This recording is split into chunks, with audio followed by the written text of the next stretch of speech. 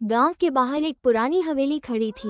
लोग कहते थे कि वहां से रात को एक लड़की के रोने की आवाज आती है, खासकर उस हवेली के बंद कमरे से। कोई भी उस कमरे के पास जाने की हिम्मत नहीं करता था। असल में सालों पहले उसी हवेली में संध्या नाम की लड़की रहती थी। लालच और जायदाद के झगड़े में उसके सौतेले परिवार ने उसे उसी कमरे में जिंदा जला दिया था।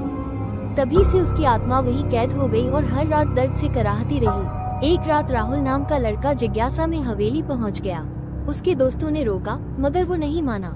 उसने वो बंद दरवाजा खोल दिया।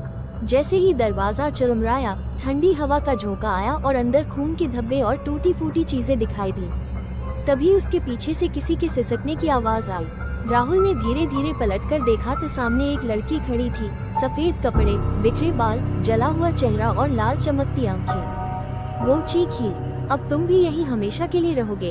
अगले ही पल राहुल की चीख हवेली की दीवारों में गूंजने लगी और वो रहस्यमय कमरे में गायब हो गया। जब गांव वालों को बात पता चली तो उन्होंने पंडित को बुलाया।